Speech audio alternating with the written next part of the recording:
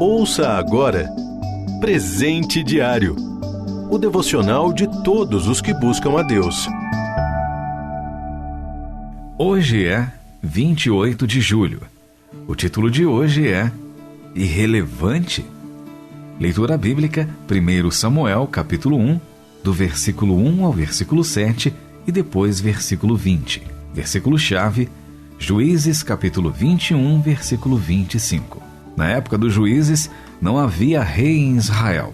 Cada um fazia o que lhe parecia certo. Enquanto Josué, que liderou o povo na conquista da terra prometida, estava vivo, Israel não se desviou dos mandamentos do Senhor. Mas depois da sua morte, as gerações seguintes não permaneceram no mesmo caminho.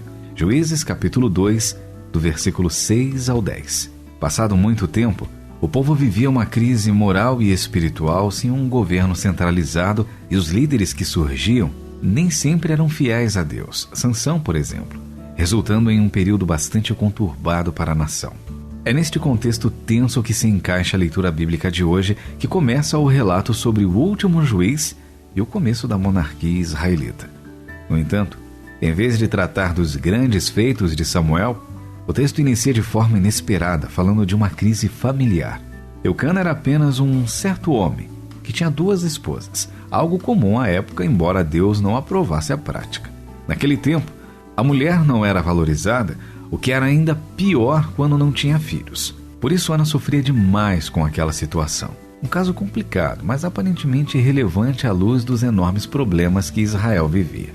O versículo 20, no entanto, esclarece a presença desse relato supostamente insignificante. Samuel é o filho que Ana recebe em resposta às suas orações. Ele tornou-se o último juiz de Israel, fundamental na introdução da monarquia. Foi ele quem ungiu Saul e Davi como reis, por exemplo. Logo, o caso que parecia irrelevante mostrou-se essencial para o futuro da nação. É fácil e comum concentrar-se nos grandes dilemas e não perceber as pequenas soluções que Deus muitas vezes dá. Oramos: Deus, o problema é essa situação grande aqui. Aquele fato pequeno não é tão importante. No entanto, é necessário crer também quando uma questão parece pequena demais para levar ao Senhor, pois Ele age mesmo por meio de detalhes aparentemente irrelevantes. Não há situações pequenas demais para merecer a atenção do grande Deus. Você ouviu Presente Diário, o devocional de todos os que buscam a Deus.